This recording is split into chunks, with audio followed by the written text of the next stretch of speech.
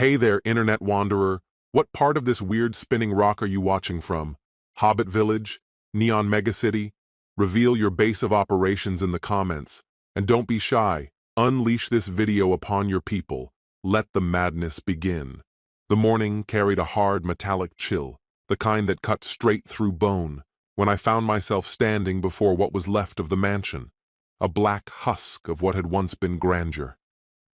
The air reeked faintly of wet ash and charred timber, the wind slicing through my coat as if determined to remind me of what had been lost. Jagged beams jutted toward the gray sky like broken ribs, while fragments of glass shimmered faintly against the frost-bitten ground.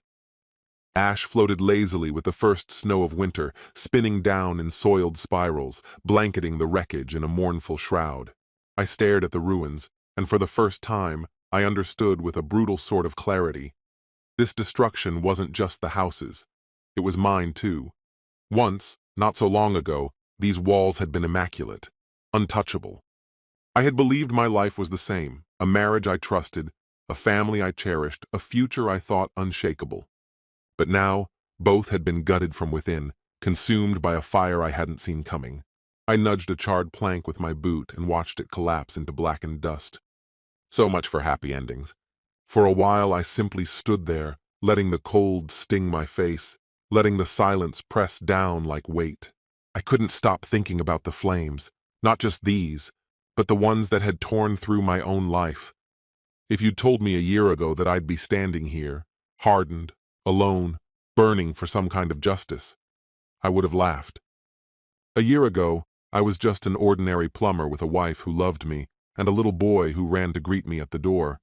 I thought I'd already found everything that mattered. Pulling my coat tighter, I drew in a sharp breath. The acrid smoke had mostly faded now, leaving only whispers of what had happened here.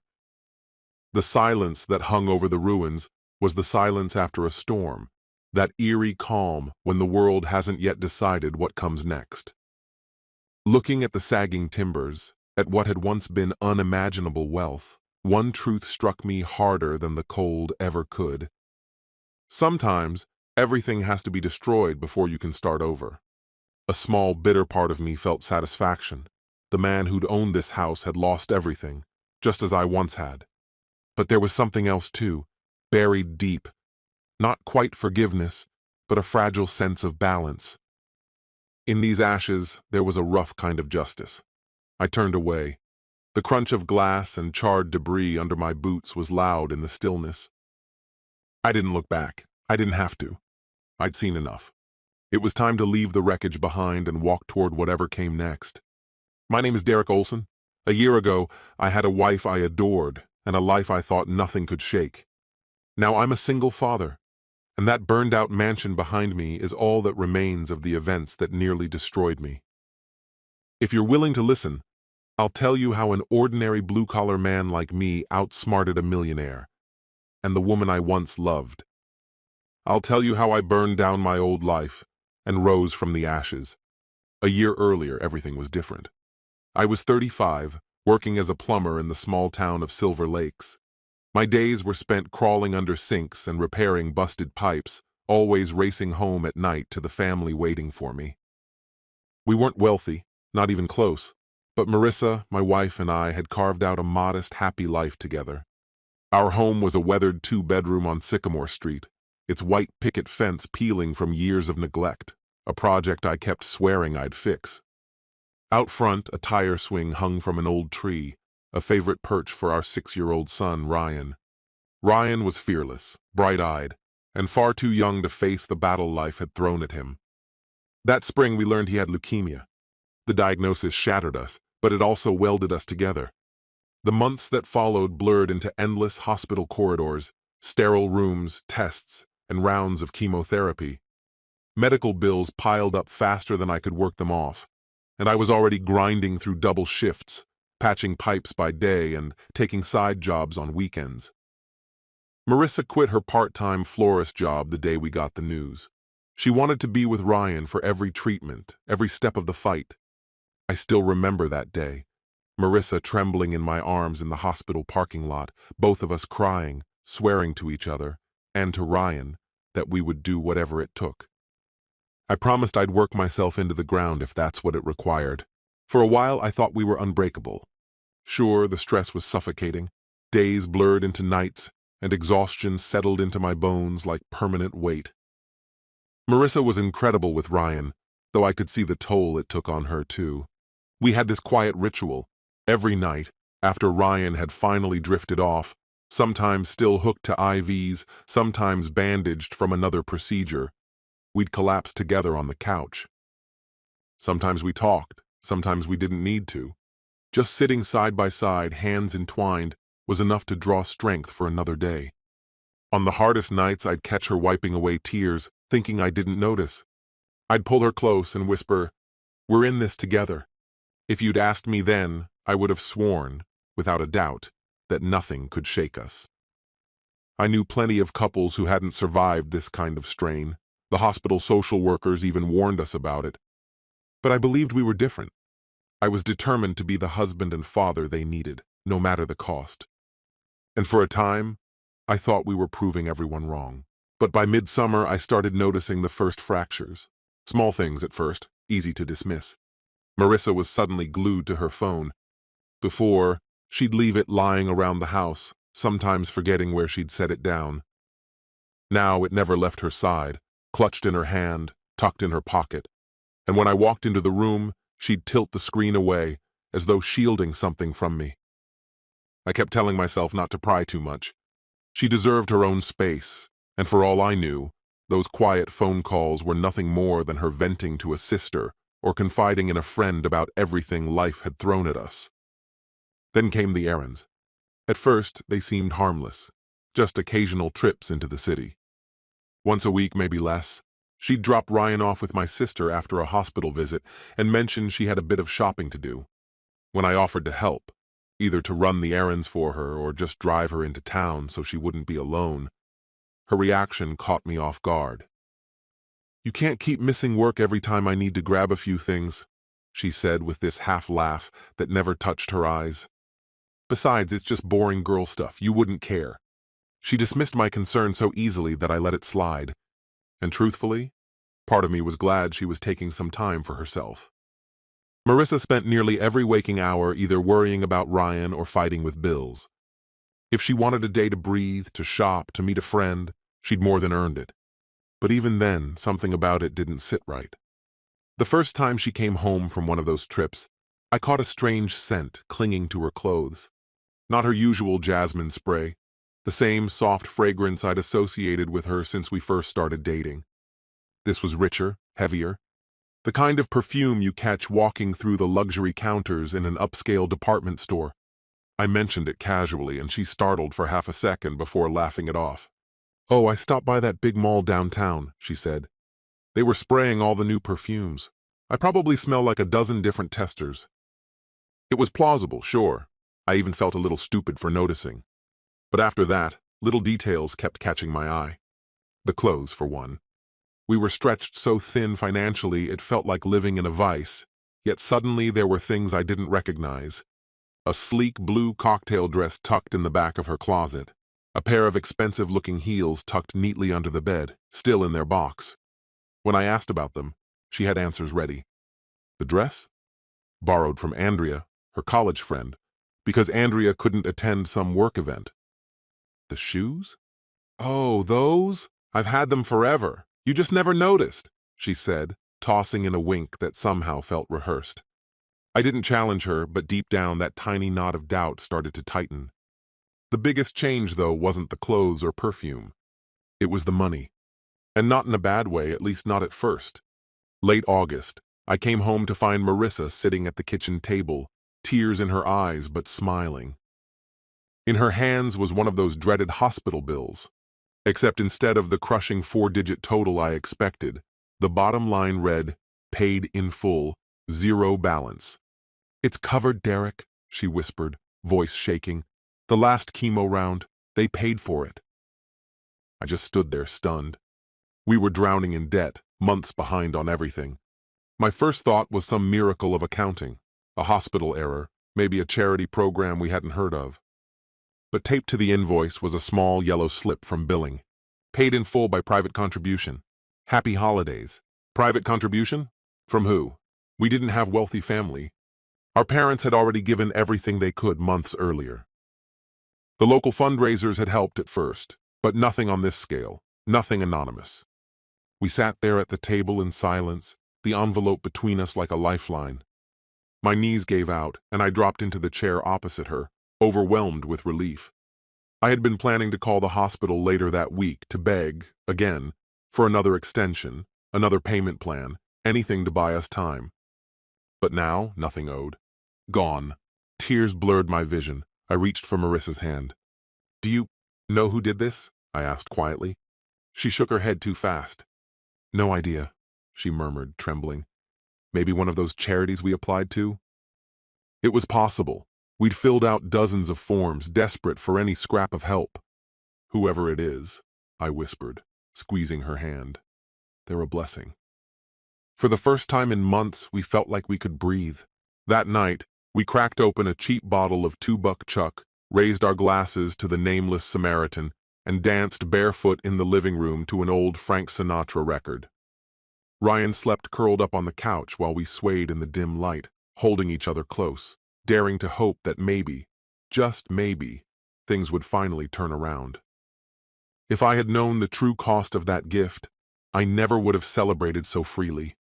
Because that was only the first of the mysterious payments that fall.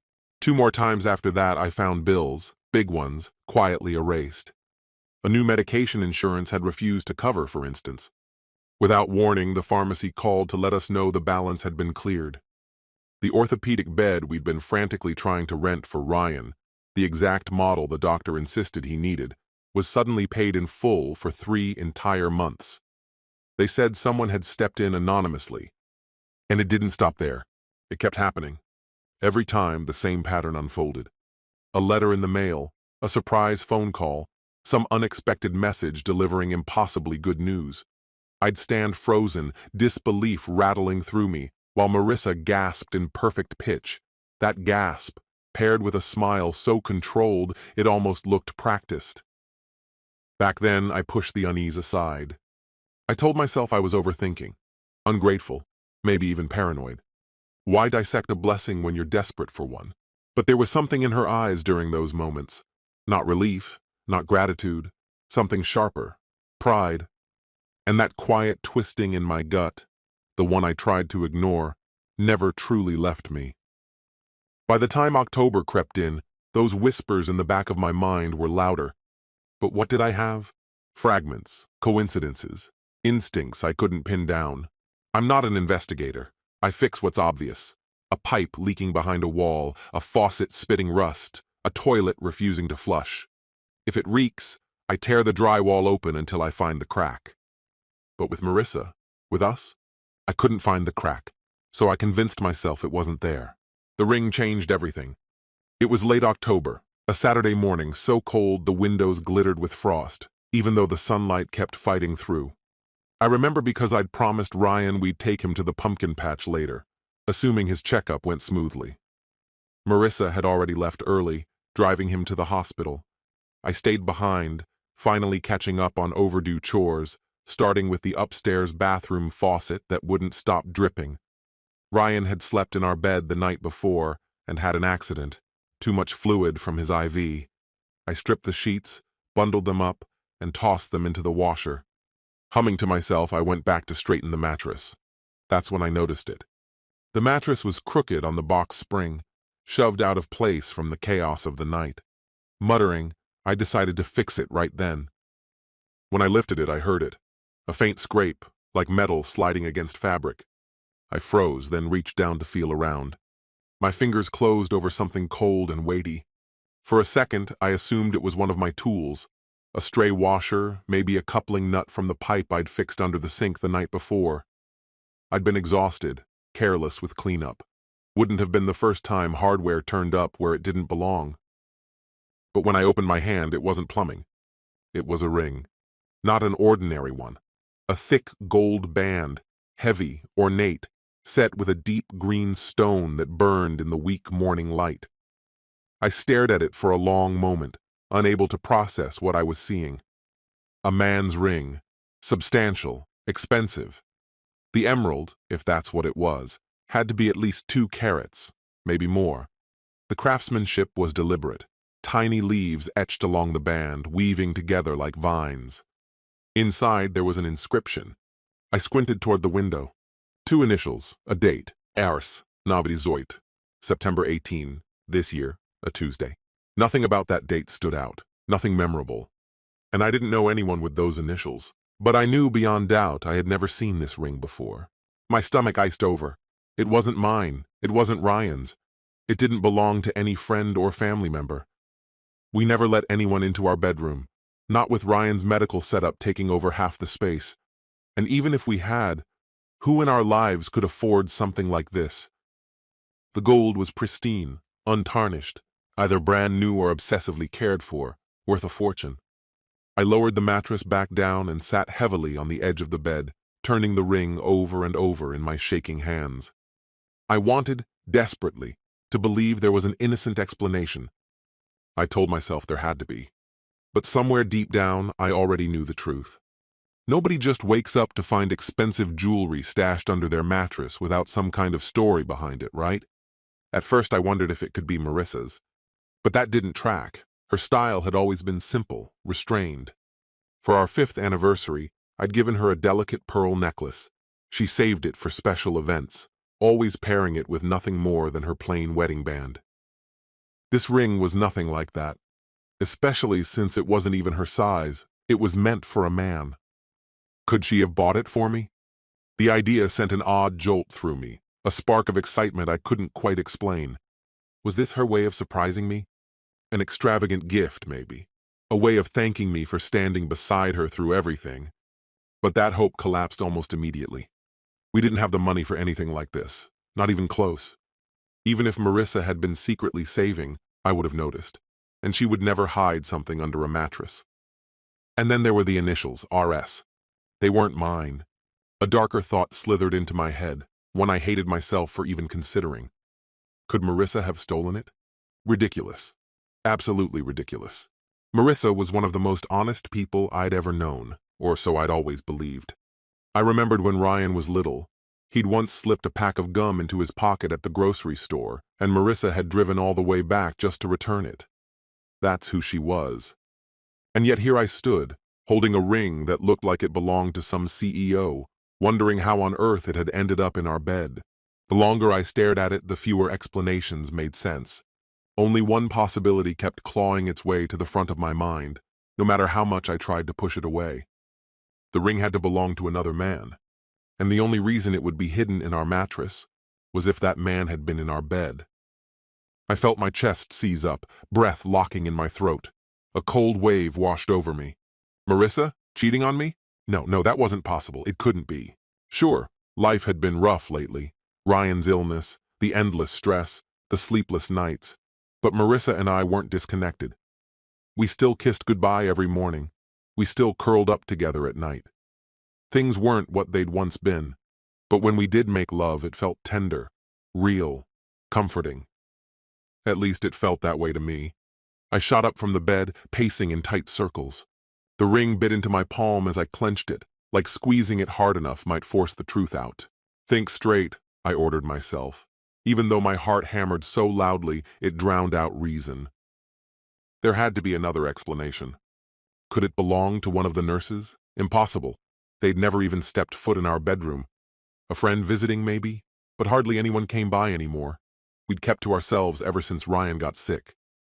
When had I last even looked under that mattress? Only 3 people ever slept in that bed.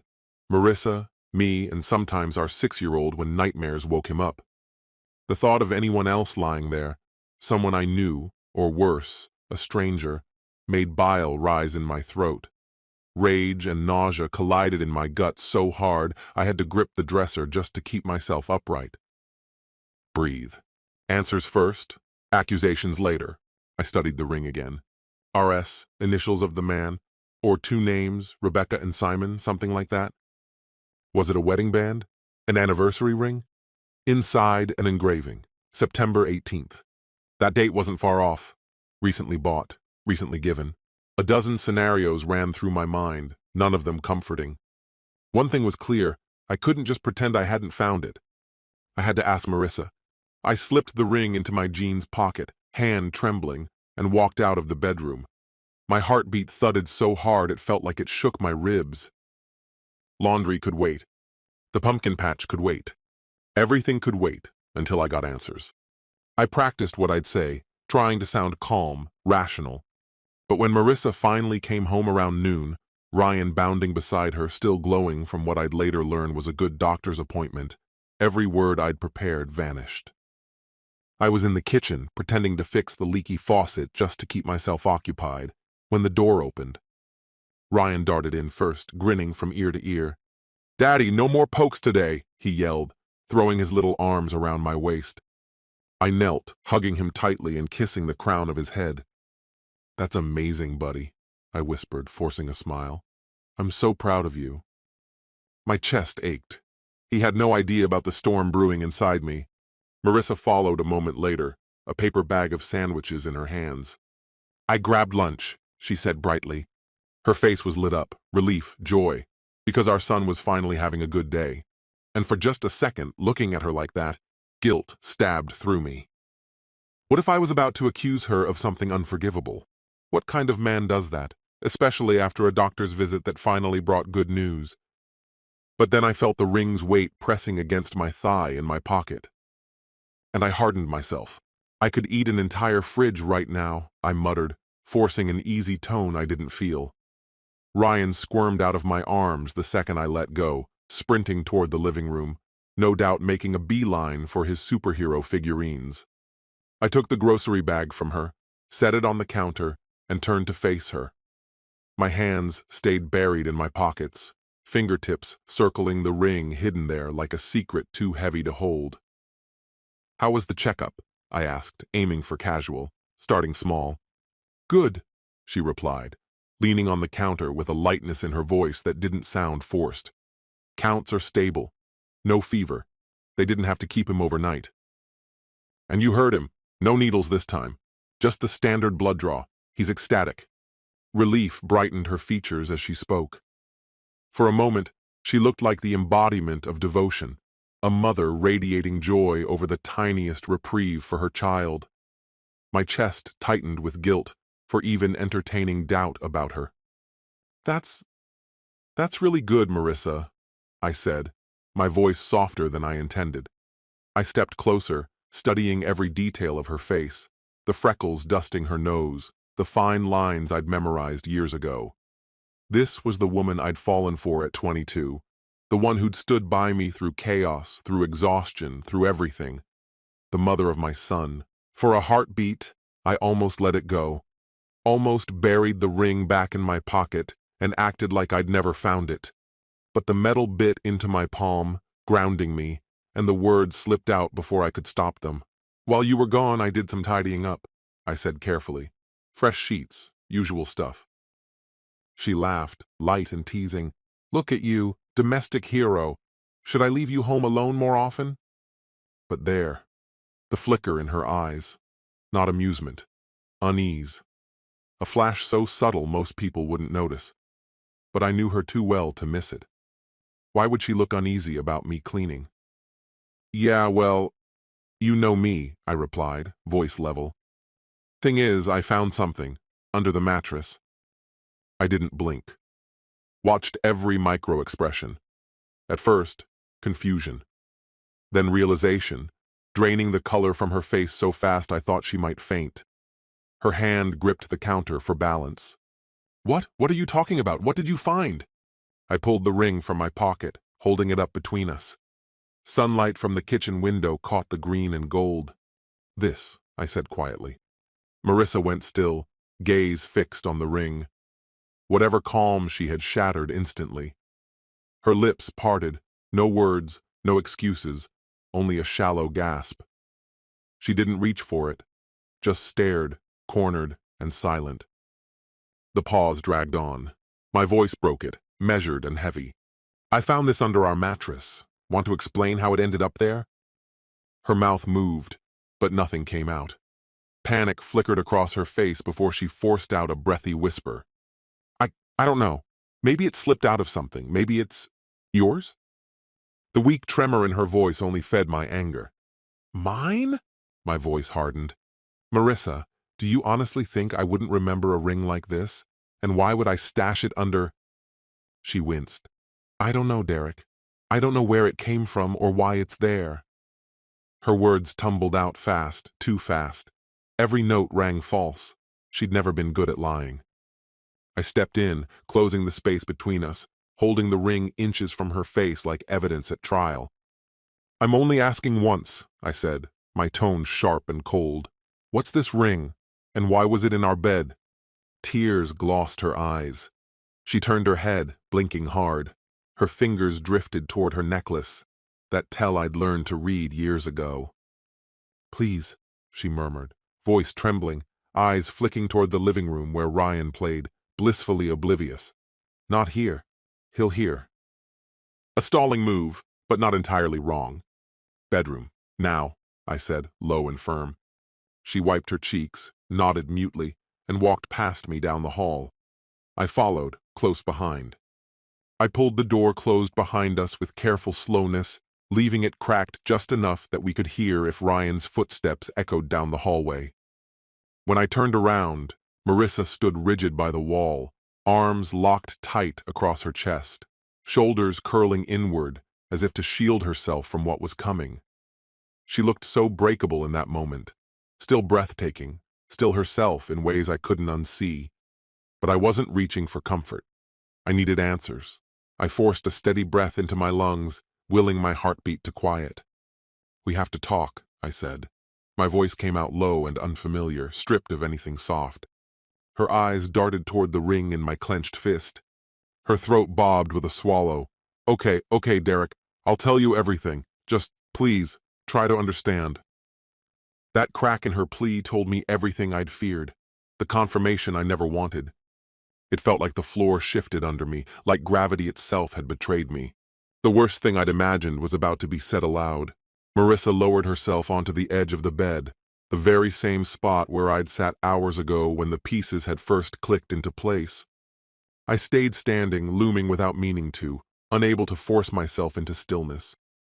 Her hands twisted together in her lap, knuckles white, eyes fixed on them as though she couldn't bear to look up. When her voice finally broke the silence, it trembled. Do you remember when I took Ryan to see that specialist in Chicago last September? September. My grip on the ring tightened. The inscription burned in my mind. The 18th? My voice rasped, rough, harsher than I'd meant. She gave the faintest nod, still staring downward. They sent us to a top doctor there. You had that huge commercial project. You couldn't come. I went alone with Ryan on the train. We were supposed to head straight back after the appointment, but... The memory slammed back into me, every detail. They had gone for a second opinion on September 18th. She had called me that night, saying the visit ran late and she'd gotten a hotel rather than drag Ryan home exhausted. I'd worried, but she'd promised they were fine and would be back in the morning. You told me you stayed at the Holiday Inn near the hospital, I said slowly, words tasting like iron. Was that not true? Her shoulders trembled, silent sobs breaking through before she could even answer. We stayed in Chicago, yes, she whispered, voice barely audible, but not at the Holiday Inn. A pause hung heavy in the room. She fought for breath before speaking again. It was someone's house. The blow landed deep. I didn't want the next question to leave my mouth, but it did. Whose house? She sniffled, hesitating. There's this charity, she began softly. Do you remember the volunteer from the Cancer Foundation? The one who used to bring pamphlets, talk to Ryan during chemo? I searched my memory. Yes, she'd mentioned someone vaguely back then. Someone helpful. I nodded stiffly. His name is Ryan, she said, voice quivering. Ryan Stratton. He's the one who arranged that second opinion in Chicago. Said he had connections, could get us in faster. My jaw locked tight. The details were falling into place now. His name, his generosity, the favor he'd done. But they didn't yet explain the ring in my palm. Deep down, though, I already knew where this was headed. He met us at the station, she continued quietly. Picked us up himself. Drove us to the appointment, stayed with us through everything. Afterward, he offered Ryan and me a place at his house for the night. Said it would be better than a hotel. Safer for Ryan. I could see it in my head. This polished man stepping into the cracks of our lives, fixing problems I couldn't fix, comforting her in ways I hadn't been there to. A mansion, a sick boy, my exhausted wife. The perfect storm. You stayed there, I said, though it wasn't a question. Tears slid freely down Marissa's cheeks as she nodded. His house was incredible, she whispered. He even had a medical wing, like a guest suite. Everything Ryan might need just in case. It really was better than any hotel. Her breath came in ragged bursts. That night, Ryan had a terrible headache. He fell asleep early in the guest room. I was so tired, so wound tight. Ryan opened a bottle of wine. He just listened, about the fear, the bills, how much I was drowning. Marissa finally looked up at me, her eyes rimmed red, voice breaking into nothing. I swear to you, Derek, I never meant for it to happen. There it was. The confession I'd dreaded. The truth I'd already known. I gripped the dresser, trying to steady myself against the nausea surging through me. The image struck me without warning, a flash of them together, vivid and cruelly sharp. It clawed into my mind so suddenly I had to squeeze my eyes shut, willing it to vanish. What did you do, Marissa? The words scraped out of me, rough and low, every syllable biting. She shattered then, the dam breaking. Her hands flew to her face, muffling her sobs as tears poured freely. I slept with him, she stammered through ragged breaths. I didn't plan it, Derek. It just happened. I was drunk, I was weak, and Her voice splintered into silence. I was so stupid. I'm sorry. I'm so sorry. No amount of preparation can dull the blow. Even braced, it crushes the air out of your lungs. I turned away, staggering a few paces as if the distance might blunt the agony clawing at my chest. My eyes burned, but I forced the tears back. Not now, not in front of her. How many times? My voice came hollow, empty even to my own ears. Was it just the once? She faltered, too long, too telling. At the start, yes. It was only that one time, she whispered, barely audible. The next morning, I hated myself for it. I told him it was a mistake, that I loved my husband, that I wanted to go home and forget it ever happened. He didn't fight me. He even drove me to the train station.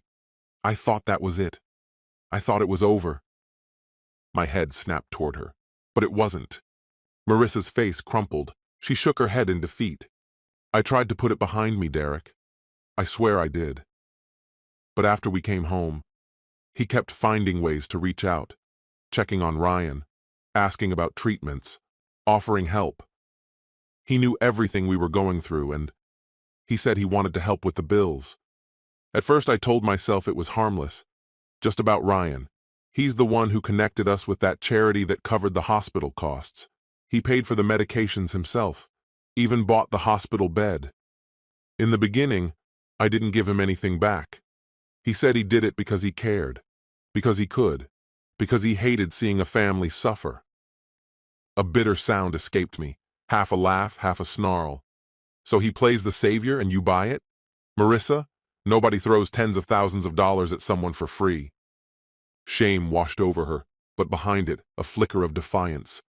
I know how it looks now, she murmured. But then, I felt cornered. We were drowning. You were killing yourself at work, Derek, and I was terrified. Terrified that if I told you, you'd refuse out of pride.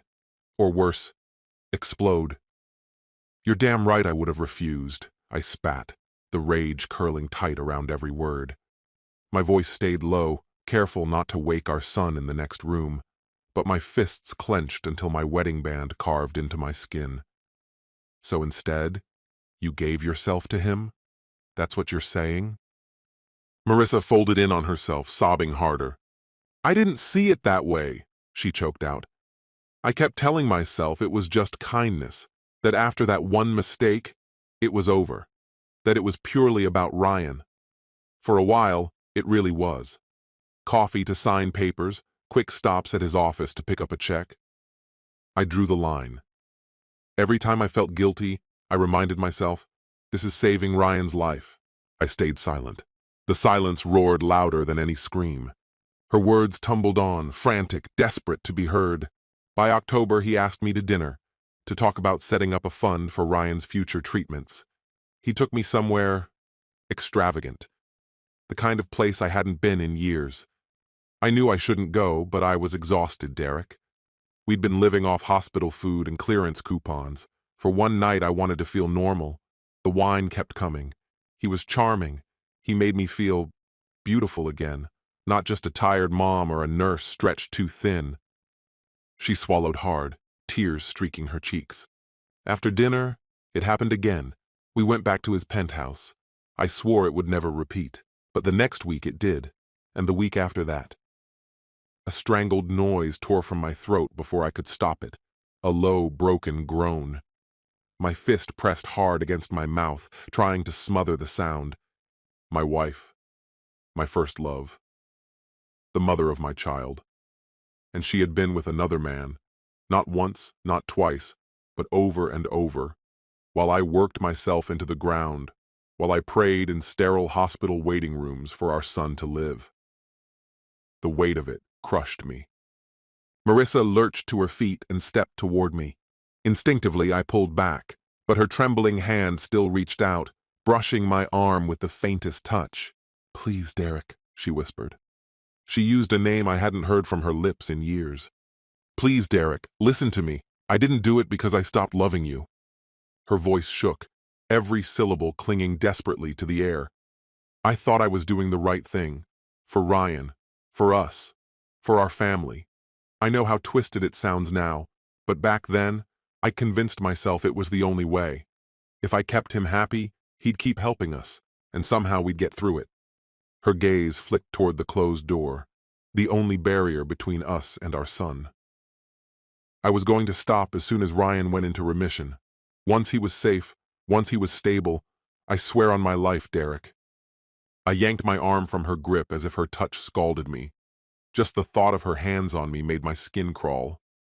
"Keep him happy?" My voice cracked, strangled by disgust. "That's what you call it? You sold yourself for his money and expect me to see that as some kind of sacrifice?"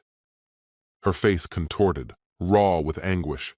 "I know I betrayed you. I know it was wrong. But can't you at least try to see why I did it? See it from where you stood?"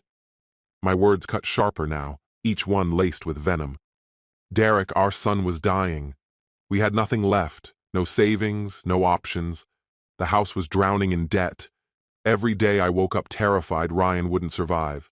And then, Ryan showed up. He had what we didn't. It felt like bargaining with the devil, but it was the only chance I saw to save our boy." I laughed, hollow and jagged, the sound scraping my throat. "Don't you dare pretend this was only for us. You didn't just do it for Ryan. The dinners, the perfume, the designer heels. You think I didn't notice?" Her mouth opened, searching for a defense, but I cut her off. "Even if this was about Ryan, how could you ever think sleeping with another man, lying to me, was acceptable? Do you even comprehend what you've done?" My voice faltered on the last word, rage buckling under the weight of heartbreak. Tears streaked down her face. She reached toward me again, eyes pleading, voice splintered. "I ruined the best thing in my life. I know that, but I prayed. I prayed you might understand why." "Understand?" I backed into the wall, needing something solid to keep me upright. "You want me to understand that you cheated on me, again and again, because some rich bastard flashed a check at you? That you didn't trust me enough to talk to me, didn't trust me enough to find another way, together?" Her sobs came harsher now, ragged and unrelenting. "What other way, Derek? We tried everything, loans, charities, appeals. Every door slammed in our faces. I was terrified. And if I told you about Ryan, you would have lost it. You would have gone after him. Or worse, you'd never forgive me for that first mistake." Her last words sank into me like lead, because she was right. I would never forgive her. I pressed my palms into my eyes, forcing back the storm rising in my chest. Not here, not now, not with Ryan sleeping in the next room. When I finally lowered my hands, she was watching me, hope flickering faintly in her gaze, as if forgiveness might still be possible. It wasn't. My voice came out flat, almost detached, though rage still roared beneath. "The ring," I said. "What's the story there? Was it a tip, a bonus, or did he leave it behind after screwing you in our bed?" She recoiled, flinching as though I'd struck her. "He never came here," she blurted. "I swear, never in this house. I always went to him." A bitter part of me had clung to that tiny hope, that our home, at least, had stayed untainted. But the ring in my hand told me otherwise. I held it up, glare unwavering. Her shoulders sagged. He gave me that last week." "Last week." My stomach twisted. "Go on." "He said it was a late birthday gift," she murmured. "You know my birthday's September 20th. He gave it to me on the 18th. The date engraved. That's when he had it made. He wanted me to give it to you." I stared at her, stunned. "To me?" She nodded miserably. "He thought you could pretend it was from a client, or a raffle at one of your trade shows. He even made up a story so you wouldn't question it. He figured we could pawn it or sell it quietly, for more money, without anyone asking questions. He said it was the least he could offer, his pathetic gesture of thanks, since I was breaking my back and getting nowhere, while he was supposedly the one taking care of us. I nearly choked on air. The audacity, the sheer arrogance of that man, treating my wife like some prize he'd won in a rigged game, tossing me scraps as though I should be grateful.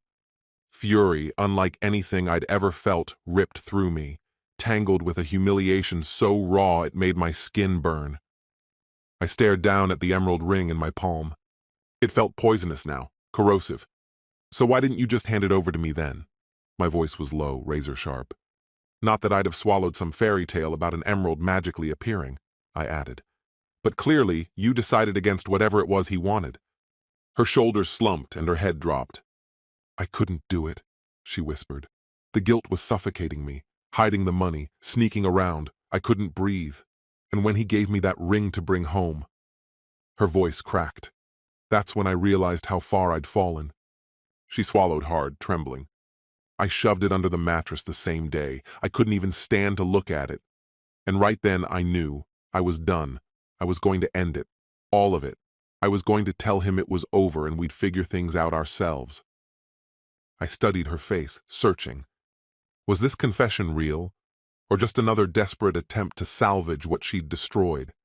"And did you?" I asked. Tears spilled down her cheeks as she shook her head. "I was going to," she whispered. "After this weekend. He had a business trip coming up, and I planned to end it when he got back. But then, you found the ring. That forced everything out into the open sooner." A laugh escaped me, bitter and hollow. "Congratulations," I muttered. "I ended your affair by, what, a week?" She winced at the venom in my tone. "Derek, I was going to confess to you too," she said, lips trembling. "I couldn't keep living like this. I just..." Her voice broke into sobs.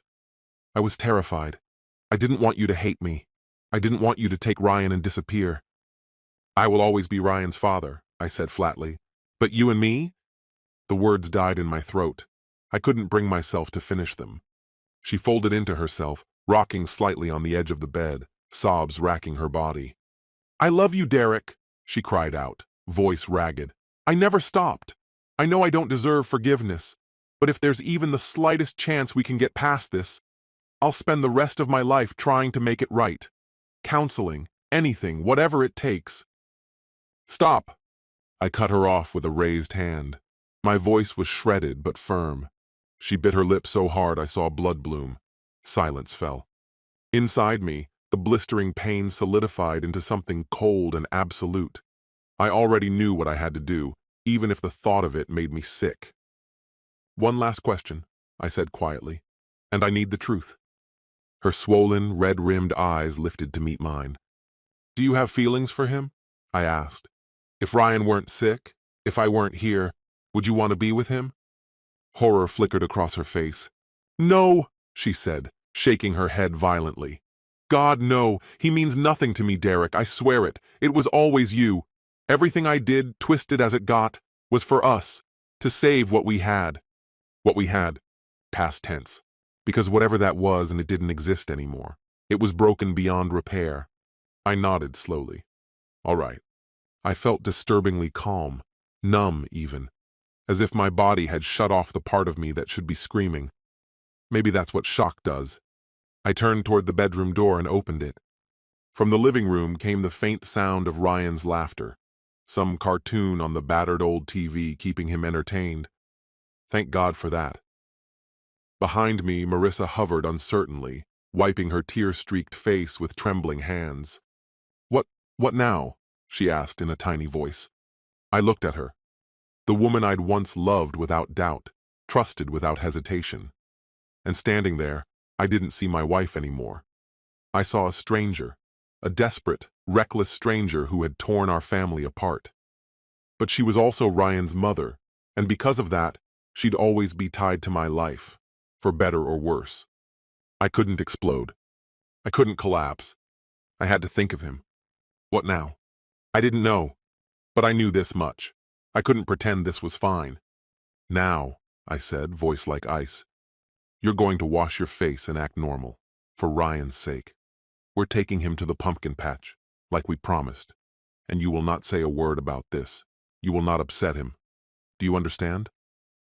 She nodded quickly, frantic, almost desperate. Of course, I would never involve him in this.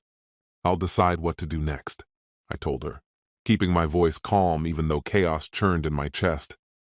But listen carefully, Marissa. Whatever existed between us, the vows, the shared years, the home we built, it's gone. You ended it.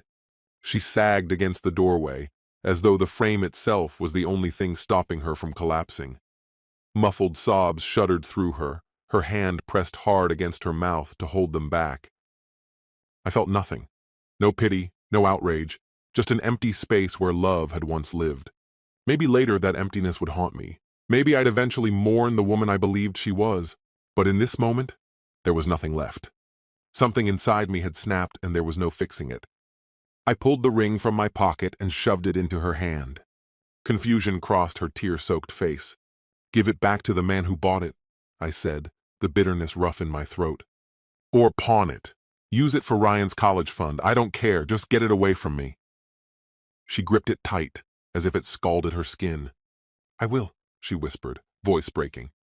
I stepped toward the hallway but stopped halfway. Without turning back, I said evenly, from here on, you don't speak to him. If you need to end things, do it in one message and block him everywhere. If I ever find out you've reached out to him again, you will never be alone with our son. Do you understand? The cold finality in my voice startled even me, but I meant every word. My mind was already racing ahead. Custody agreements, attorneys, strategies I never thought I'd need. I hated that it had come to this, but she left me no choice. Yes, she rasped, barely audible. I understand. I'll cut him off. I'll hand over my phone if that's what it takes for you to believe me.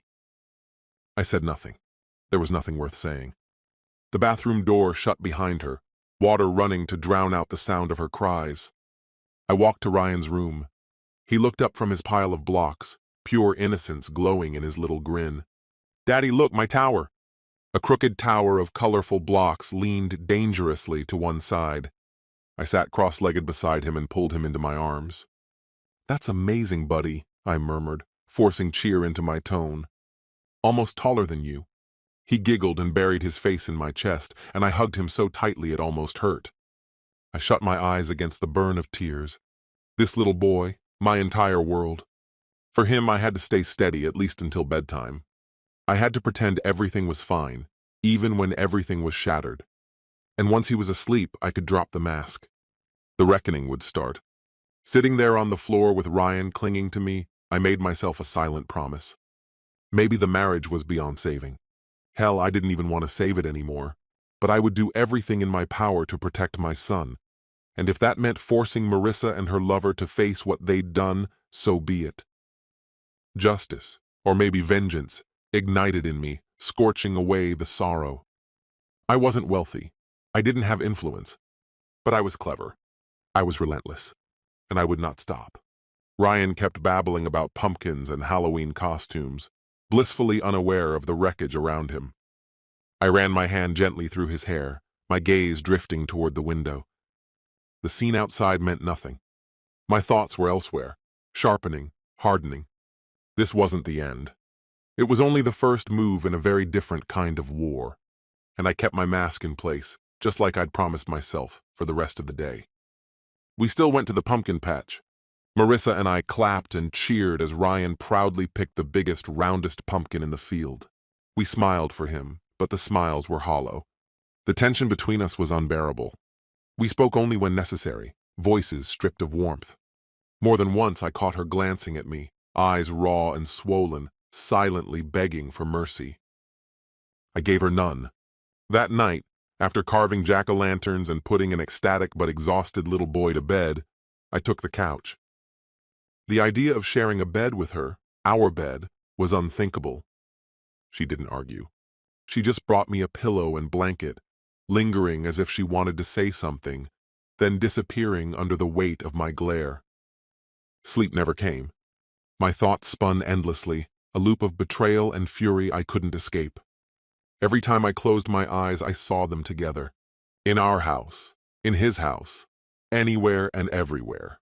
Ryan's smug face flashed again and again in my mind, and the rage that followed burned so hot it almost felt clean. He struck when we were at our lowest. He enticed my wife into his sphere, bought her devotion, all while parading himself as a generous savior. He thought he could take everything from me without consequence. He was about to learn he'd chosen the wrong man to cross. Around 2 a.m, I stopped pretending I could sleep. The silence pressing against the walls felt unbearable. I turned on the lamp in the living room and sat there, blankly staring at nothing. If rest wouldn't come, I might as well put the hours to use.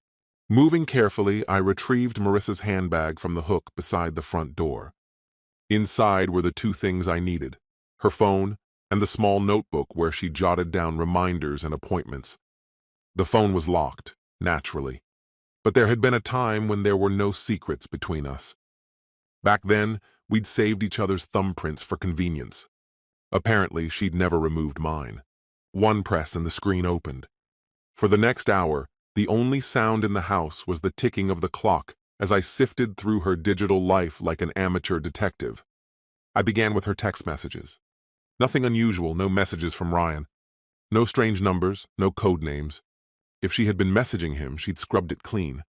But in the trash folder, remnants of deleted messages remained, fragments of whispers that hadn't fully vanished. See you Tuesday, same place. Don't forget paperwork for foundation. That line struck me like a blade. Paperwork, foundation. I moved to her email. There was an account I didn't recognize, likely one she'd created for him alone.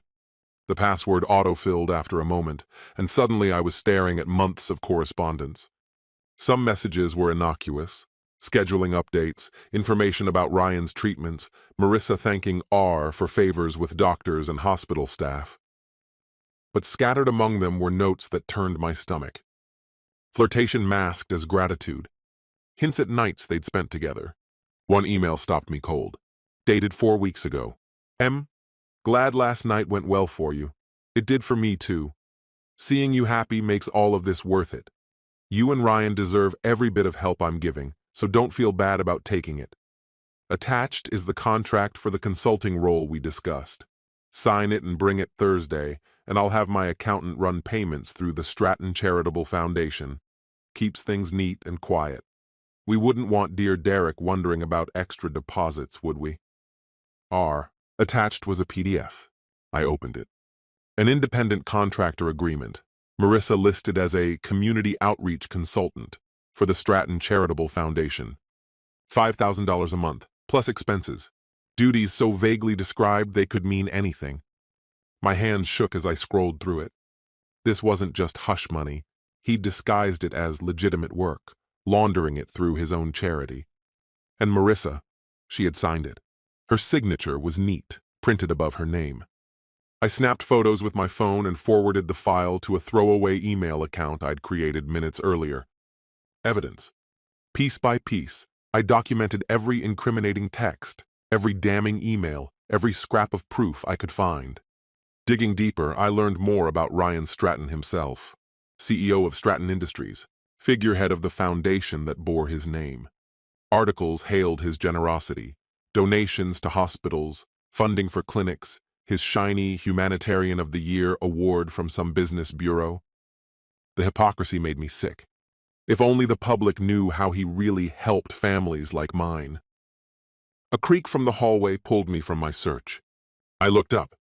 Marissa stood there in her bathrobe, pale, exhausted, eyes catching the lamp's glow. She must have followed the light and found me here. Her gaze flicked from the open purse to the phone in my hand, then to my face. "What are you doing?" she whispered, voice ragged with fatigue. "What I have to," I said evenly. She stepped closer, careful, tentative, like someone approaching a cornered animal. "Derek, I meant what I told you. I'll answer anything you want to know. You don't have to do this behind my back. I don't have anything left to hide." Maybe she was telling the truth, but I didn't want to believe it. I set her phone on the coffee table. The email I'd been reading still glowed on the screen. "Start here," I said. "Explain this consulting contract." Marissa's eyes dropped to the message. Shame flickered across her face before she closed her eyes. "He set that up so he could pay me regularly," she murmured. "He said it was safer that way." A bitter laugh escaped me. Safer. Right. God forbid the husband notices extra money in the account. She sank into the armchair beside the couch, pulling the robe tighter across her chest as though it might shield her. Under the weak glow of the lamp, her face appeared drawn, hollowed out by exhaustion, and something deeper I didn't want to name. "I know how this looks," she murmured, voice almost breaking. "I know it's awful." "Don't." My voice cut through hers, sharp enough to make her flinch. "I don't want justifications. Not tonight. No excuses, no explanations, only the truth." I leaned forward, every word deliberate. "You're officially working for his charity now?" Her reply was a single reluctant nod. "Yes. Technically, yes. I filled out all the forms, even a W-9. The foundation sends me checks and I've been putting them into my own account." That phrase, my own account, hit me like a blow. A separate account? We'd always shared everything. One joint account for bills and groceries. I'd never once seen a withdrawal I couldn't place. She'd hidden this entire thing flawlessly. Heat crawled up my neck as I ground my teeth, forcing my breathing to stay even. "How much?" I asked tightly. "Total. The foundation, gifts, anything he's handed you." Marissa hesitated, swallowing hard. "I can't give you an exact number. The checks started in October. 5,000 for October, another 5 for November. He also paid several of the medical bills outright. Altogether, maybe 30,000 so far. And there were a few times he gave me cash, little things, maybe another 5. Her voice dropped to a whisper. "And the ring. He said that wasn't through the foundation. That was personal." My stomach turned over. In only a few months, she'd accepted nearly 50 grand in money and gifts from him. All that time, I'd been pulling double shifts, selling my hunting gear, even letting go of my old truck just to keep us afloat. And she'd been funneling in secret funds from him behind my back. The betrayal cut deeper than the affair ever could. I forced myself not to explode, to think rather than react. "Where is the money now?" My voice was flat, almost too calm. "Was it spent on treatments, or is it—" "He paid the hospital directly," she said quietly. "The monthly checks. I didn't touch most of it. It's still in the separate account. I thought I'd save it for Ryan. Future bills, college, in case something happened later." Her eyes flicked up at me, searching for something. Forgiveness, maybe. "I know that doesn't mean anything to you right now, but I wasn't hoarding it for myself, not for luxuries." I believed her, about that part anyway. Marissa was never one for extravagant things. Her biggest indulgence was the occasional dinner out, and apparently, whatever it took to keep the affair alive. Still, the idea of a hidden account gnawed at me. In a divorce, that money could become a weapon, something she might try to claim as hers alone. I filed that thought away, My lawyer would need to know. By the time the sun rose, my decision was made. I couldn't navigate this alone. The divorce, Ryan, everything that came next. I needed professional help.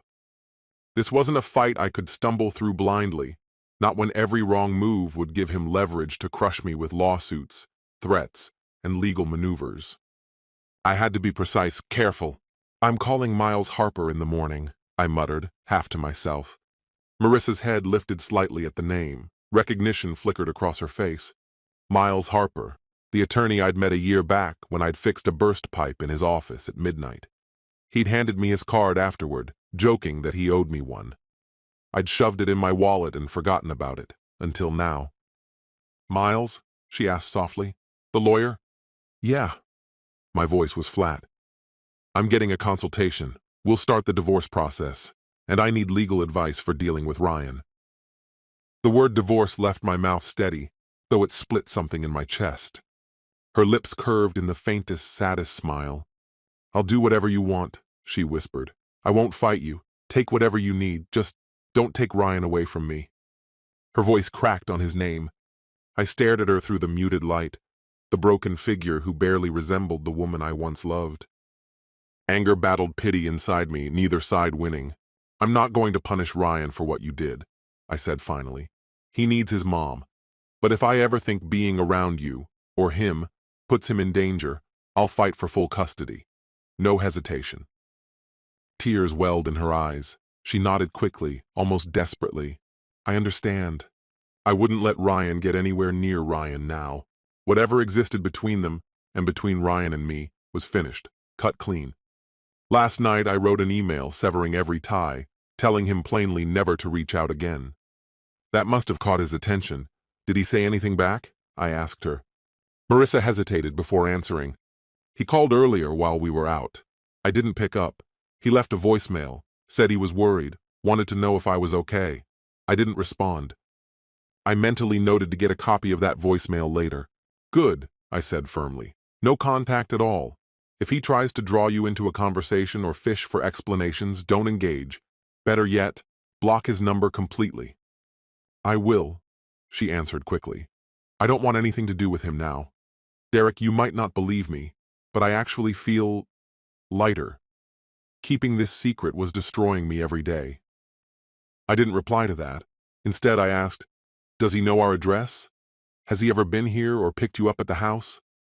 She shook her head. "No. We always met somewhere else.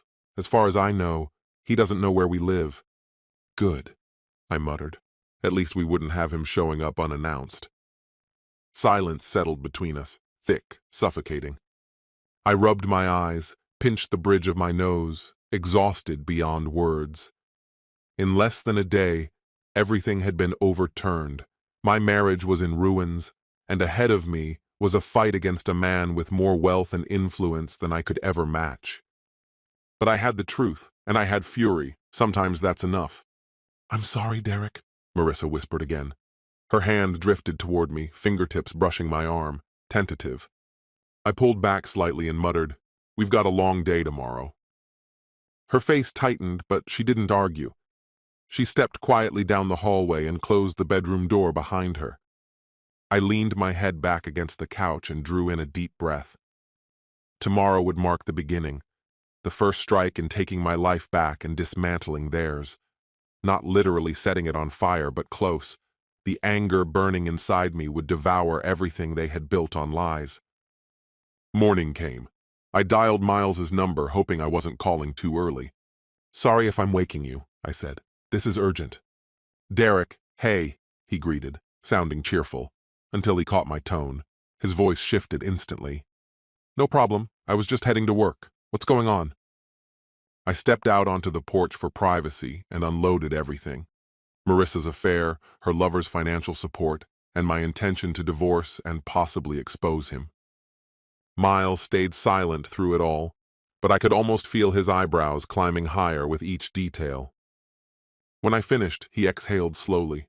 "Jesus, Derek, I'm sorry, that's a nightmare." "Yeah," I muttered, dragging a hand through my hair. "Where do I even begin, legally speaking?" Miles switched into lawyer mode immediately. He explained that Illinois was a no-fault divorce state, meaning Marissa's infidelity wouldn't give me any special leverage.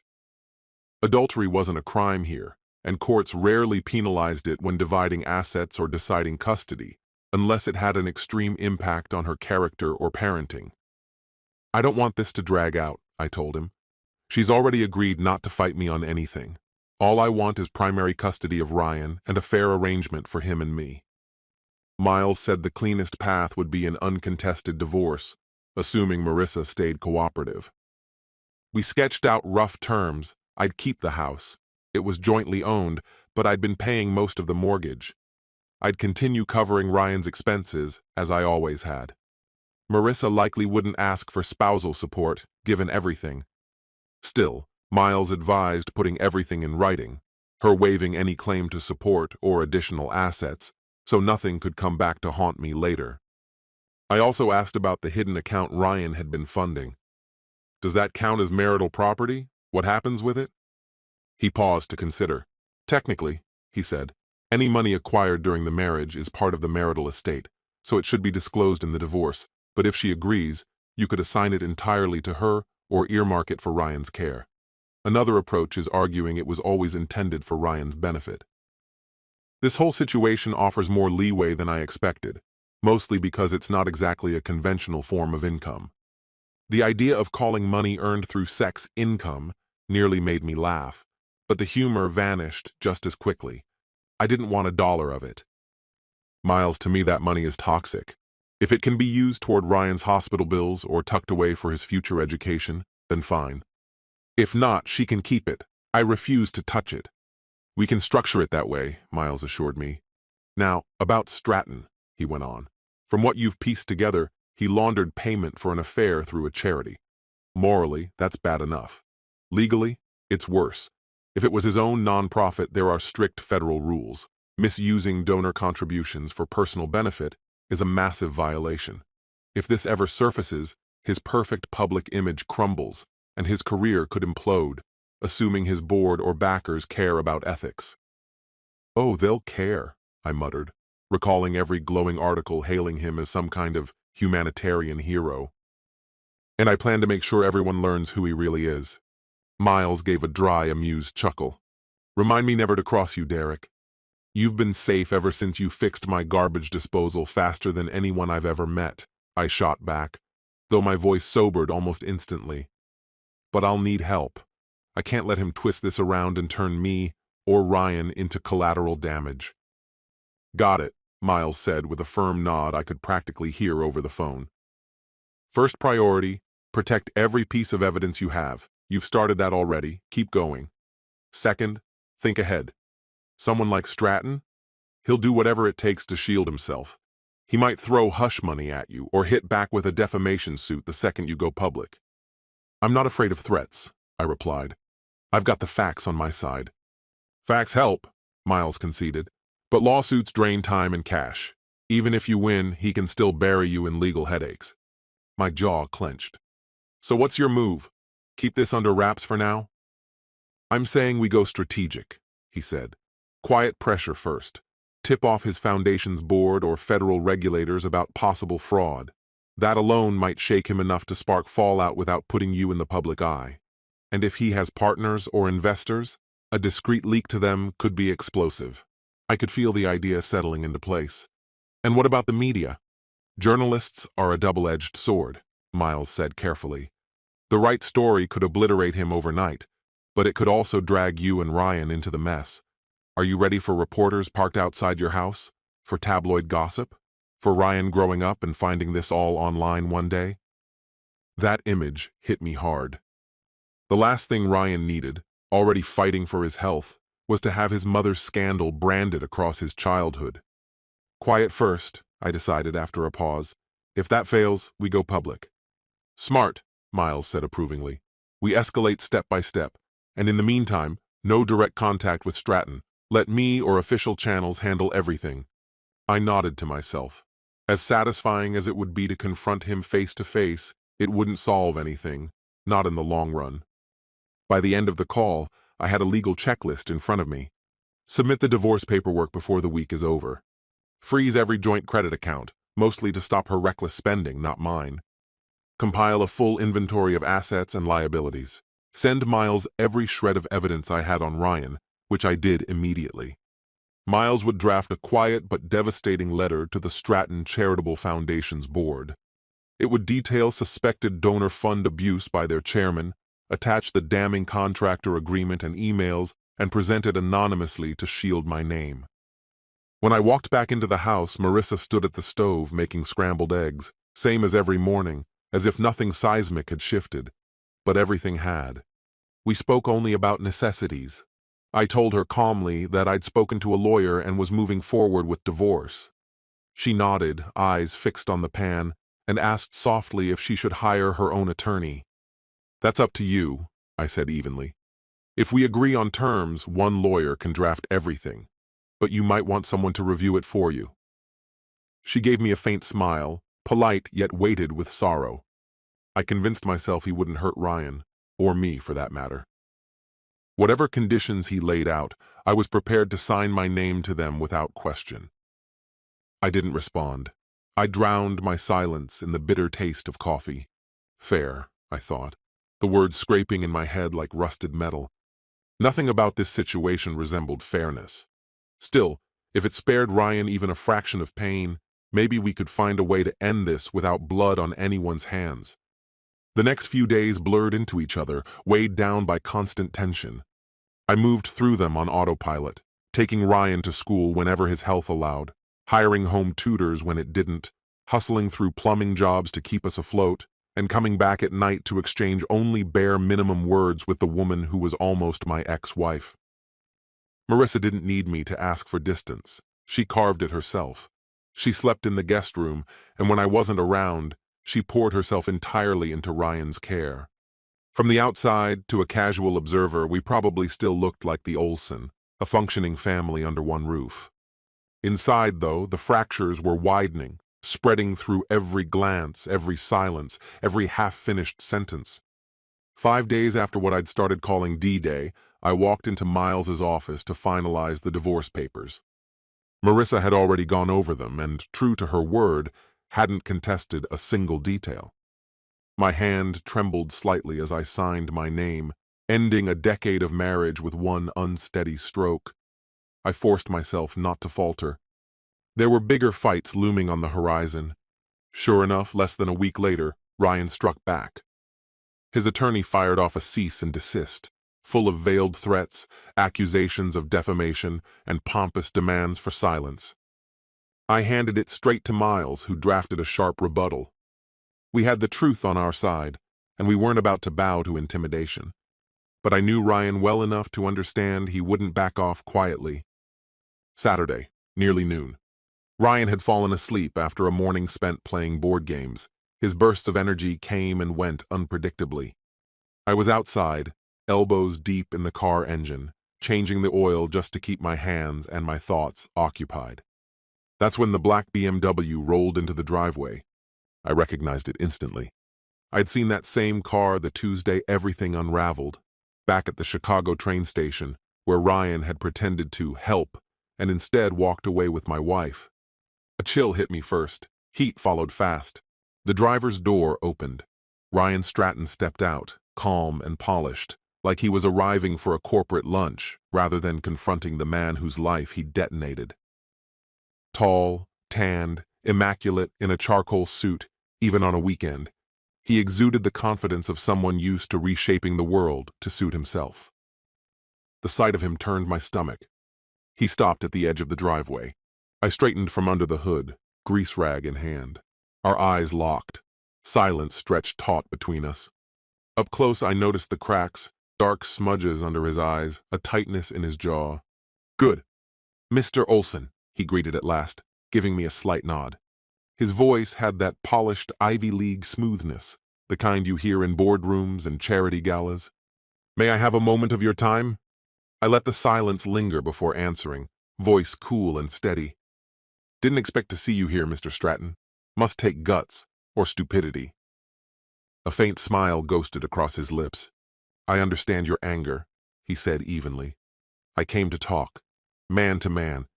See if we can end this peacefully." The hypocrisy almost made me laugh. Peacefully? I repeated. You lost the right to talk about peace the second you slept with my wife and tore my family apart. His jaw tightened. Fair, he admitted. But the past is done.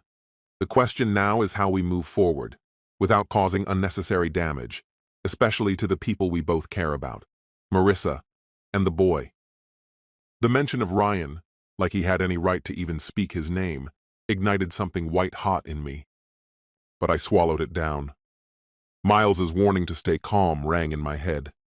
I crossed my arms, positioning myself so the front door stayed out of his view. My family isn't your concern anymore, I said flatly, and from where I stand, any harm that finds you is nothing less than earned. He sighed, feigning patience. I get it. You want revenge. I'd probably feel the same if our positions were reversed. But think about what happens if we drag this through the mud. Public scandal? Marissa's name splashed across headlines? Your son growing up with that legacy? I narrowed my eyes. Clever. Trying to twist this into something about Ryan's future. My son's stronger than you think, I said. And don't insult me by pretending you give a damn about him. He raised his hands in mock surrender. Fine, he said. You're right. This isn't about him. It's about me avoiding a scandal. Some of the charitable initiatives we've worked so hard to build could unravel because of this mess. The people who truly depend on what we do, the ones with nowhere else to turn, could end up paying the price if our name gets dragged through the mud.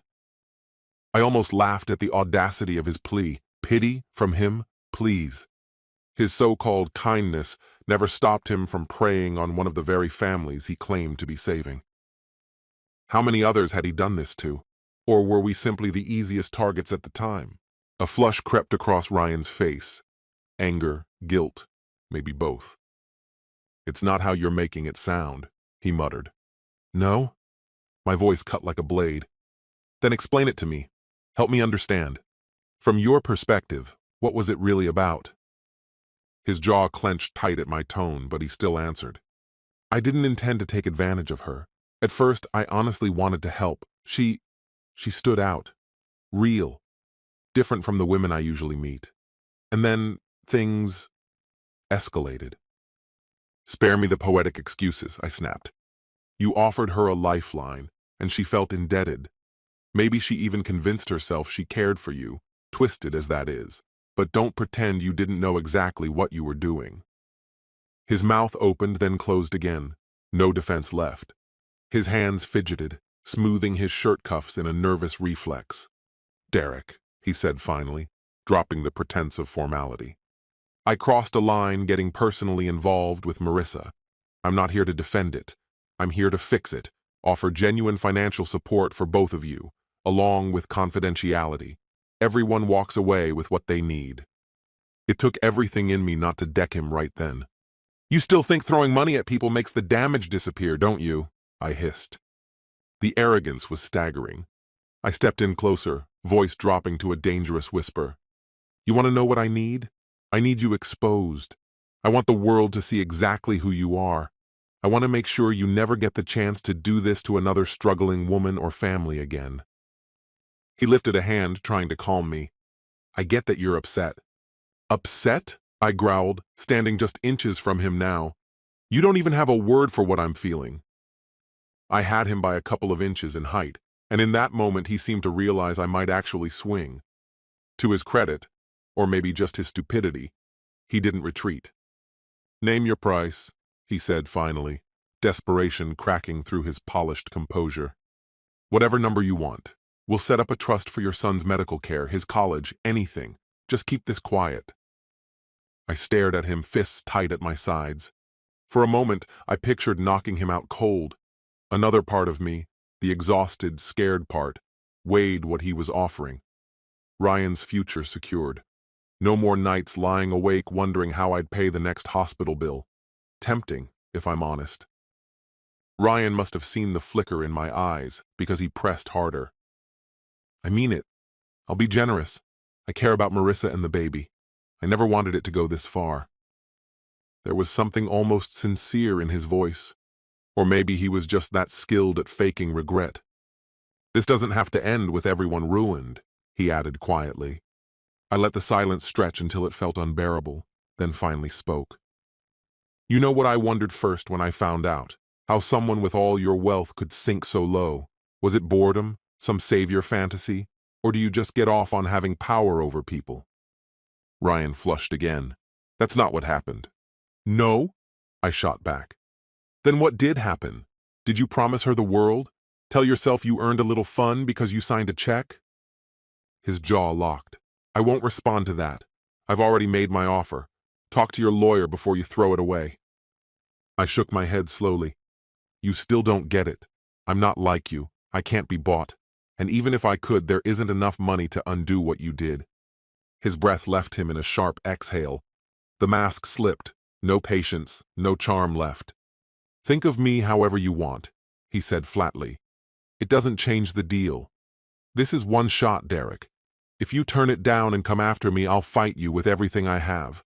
Not because I think I'm right, but because I can't afford to lose what I've built. And yeah, maybe because of my pride, too. There it was, the real Ryan. The threat, barely buried under a thin coat of civility. His meaning was clear. If I didn't walk away, he'd torch everything in his path. He practically swore he'd dismantle Marissa's name, twist my motives into something vile, and drown me in lawsuits until there wasn't a scrap of ground left beneath my feet. Unless I agreed to surrender, to play the game his way. The sheer gall of him saying it out loud almost made me respect him. Almost. I closed the gap between us until his expensive cologne stung my throat. My voice dropped low, razor sharp and deliberate, every syllable honed to cut. Listen, Rick, you think you've seen me lose my temper? You've seen nothing. Paperwork and lawyers might slow me down, but I've got something you'll never touch. The truth.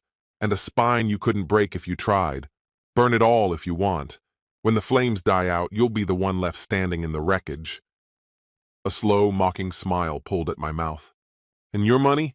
Shove it. Every dollar you're offering reeks of blood. I'd rather crawl through filth to survive than buy my silence with your dirty cash. His face hardened, all polish and stone. So that's where we are? That's your answer? That's my answer, I said, flat and final. No deal. For a beat, neither of us moved. The cold bit into my skin, our breath ghosting between us in pale clouds.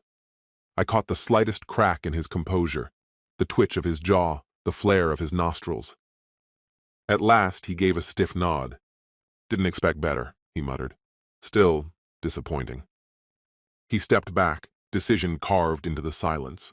I hate that it came to this, he added quietly. Don't bother, I shot back. You're only sorry because someone caught you. No reply. He turned away, climbed into his sleek car, and the engine purred to life. As he rolled from the curb, the passenger window slid down. For what it's worth, he called, voice fading into the night. I did care. Maybe in another world, things could have been different. I didn't answer. My glare was all he got. He drove off, exhaust curling in the cold air, leaving his words unfinished and sour on my tongue. I stood there until his BMW vanished around the corner. My heart hammered, adrenaline thundering in my veins. Then the doubts came. Had I just thrown away safety for pride? Would Ryan look back one day and wonder why his father didn't take the deal?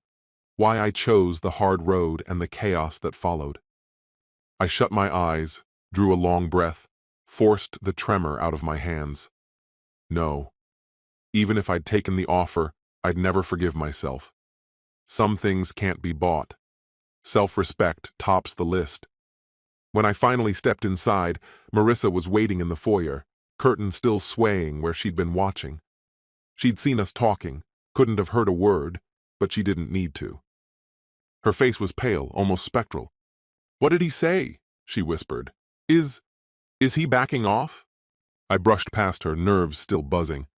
He tried to pay me off, I said. She swallowed. And are we taking it? I spun toward her, disbelief sharp in my voice. You honestly think I'd take his blood money? Her shoulders collapsed with shame. I don't know. Part of me just wanted it over, quietly. Quietly for who? I snapped. For you? For him? Sure as hell not for me. Her eyes flashed, guilt tangled with exhaustion. "For Ryan," she said softly. "And yeah, for me too. I know I screwed up, but I don't exactly want the world knowing about it either. I'm being honest."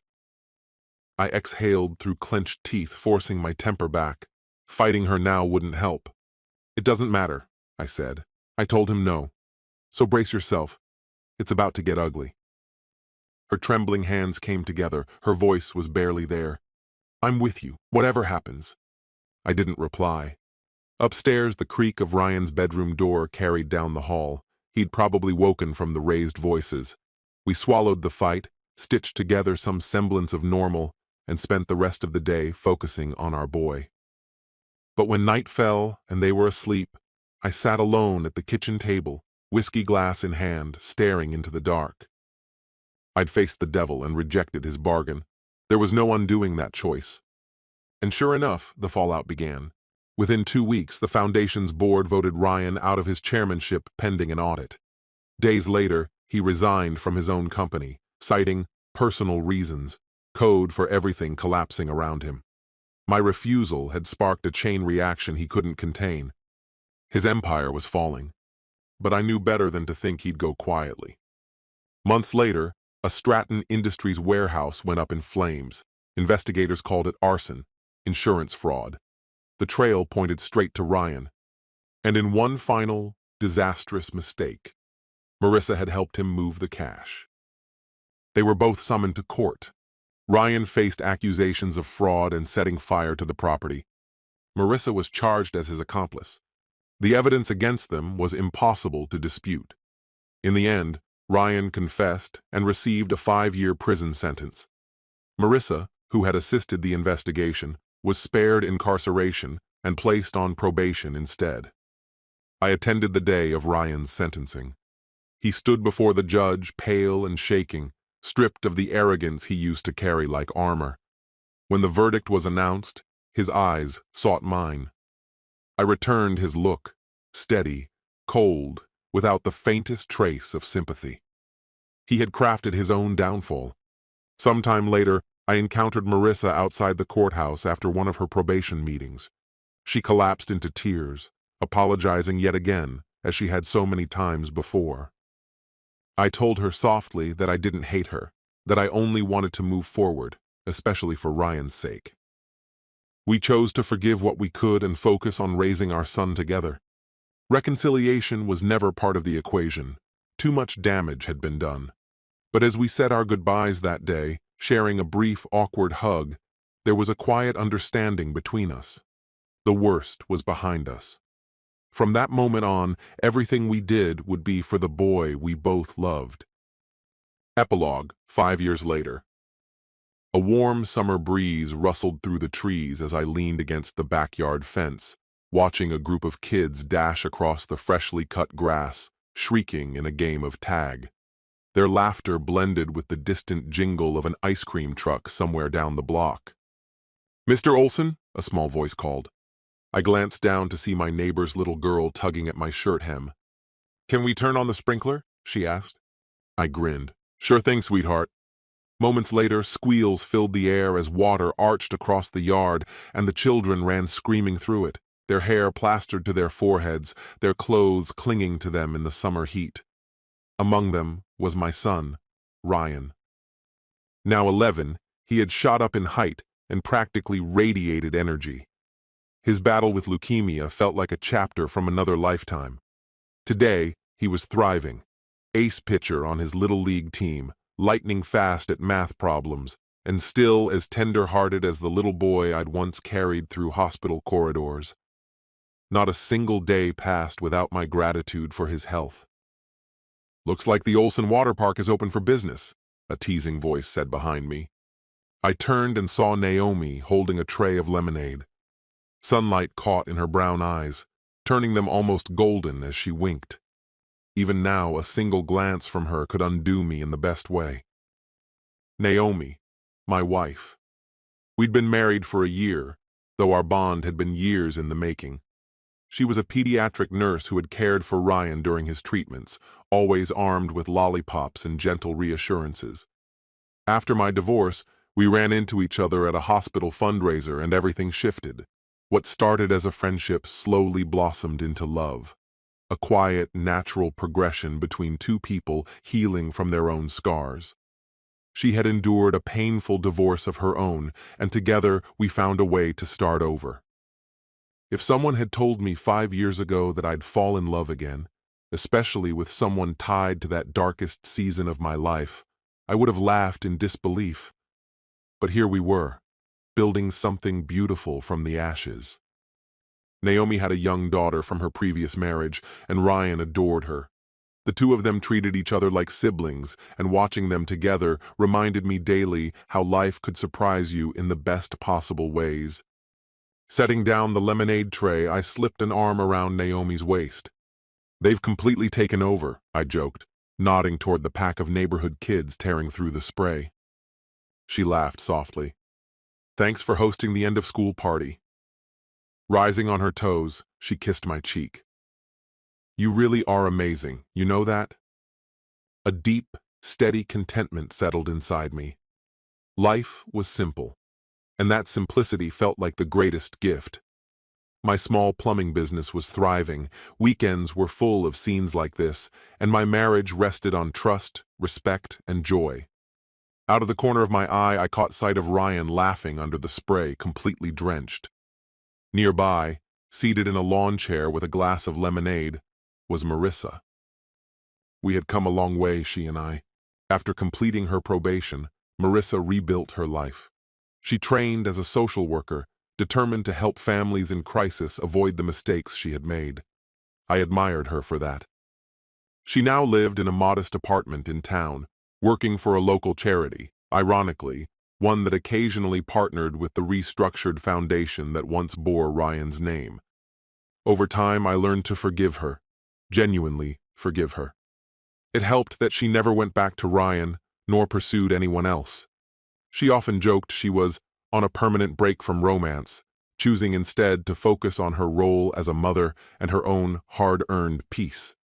She'd arrived earlier, hugging Ryan tightly, fussing over him as always. I welcomed her presence. This day was as much about celebrating Ryan's health and his graduation from elementary school as it was about the kids' summer party. Naomi and Marissa got along well too, something I never took for granted. I walked over to Marissa and handed her a glass of lemonade. "Having a good time?" I asked with an easy smile. She returned the smile, unguarded, genuine. Something I couldn't have imagined years ago.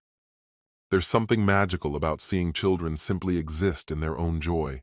A gift, every single time. Marissa's eyes followed Ryan across the yard, her expression soft and overflowing with gratitude. I caught myself marveling. How was this lively boy the same child who once didn't even have the strength to run? "Those days are long gone," I whispered to myself, pride swelling quietly in my chest. We raised our glasses, clinking them gently. The sound said more than either of us needed to put into words. After a still moment, Marissa turned toward me. "I don't think I've ever thanked you properly," she said quietly. "For what?" I asked, caught off guard. "For letting me stay a part of his world, for never pushing me away, for letting me still be his mom. Most men wouldn't have." I studied her face. She seemed stronger now, steadier than she had been even before everything fell apart. Her healing hadn't been easy, but it was real. "You've always been good to him," I said simply. Doing the right thing wasn't a choice. It was obvious. Her eyes shimmered, though she blinked the tears back and laughed softly. If someone had told me 5 years ago that we'd be standing here as friends, I'd have thought they were insane. "Me too," I admitted, "but I'm grateful for it." She nodded, and that was enough. Across the yard, Naomi had wrangled the kids into a spirited game of tug-of-war. She caught my gaze and waved me over, motioning for backup. Marissa nudged me with a knowing grin. "Go on, hero, they're waiting for you." I handed her my glass and jogged toward the group, rolling up my sleeves to the sound of delighted cheers. Ryan, leading our team at the front of the rope, glanced back at me with a huge grin. "Ready, Dad?" "Always." I crouched behind him, gripping the rope. "Let's show them how it's done." The game started, and I couldn't stop smiling. Watching Ryan laugh without a trace of worry, surrounded by people who loved him, Marissa cheering, Naomi shouting encouragement, other kids pulling with all their might. It was overwhelming in the best way. And then it hit me. This was everything I had ever wanted. The path here hadn't been easy. My heart had been shattered, my trust destroyed. I had burned with anger, followed vengeance to its bitter end. But out of that wreckage something new had grown. Where grief had once stood like a gravestone, there was now a backyard brimming with laughter, hope, and a life rebuilt from the ashes. Naomi caught my eye and blew me a kiss. I caught it theatrically, pretending to stumble as the kids gained ground. Their groans at our playfulness made Ryan laugh even harder. With one last pull, our team won. Marissa clapped and cheered, her joy unclouded by anything other than pure happiness for all of us. As the sun sank lower, parents began collecting their sugar-high children. Slowly, the yard emptied until only we three remained with Marissa. Ryan, sleepy but glowing, threw his arms around his mom. I watched her lean close and whisper something like, "I'm proud of you." "I love you, Mom," Ryan murmured back. I couldn't help smiling. Marissa gave a warm wave as she headed toward her car. "See you soon," she called. "Bye, Marissa," Naomi answered brightly, her hand tightening in mine. I lifted a hand in farewell, and then she was gone. Naomi rested her head on my shoulder as we stood beneath the streaks of gold fading into evening. Inside, Ryan's laughter carried as he retold the day's adventures to his stepsister. I looked at Naomi, the woman who had become my anchor, my second chance. "Yeah," I murmured, sliding an arm around her. "I'm more than okay." And I meant it. The past had finally fallen silent. Ryan's shadow had long since faded. Last I'd heard, parole hadn't been granted. Not that it mattered. His story no longer intersected with ours. Marissa and I had found our rhythm, co-parents instead of rivals. And with Naomi, I'd found love again. Trust, stability, the kind of partnership I thought I'd lost forever. 5 years ago, if you'd asked me to imagine my future, I would have pictured nothing but loneliness and bitterness. But life had surprised me. Hand in hand, I guided Naomi back inside, toward the laughter and chaos waiting for us. The echoes of old pain had faded, replaced by everyday messiness, by family, by the quiet promise of tomorrow. I had walked through the fire, and somehow come out not just whole, but stronger. And as I closed the door behind us on that perfect summer evening, I knew, whatever the future brought, we would face it together.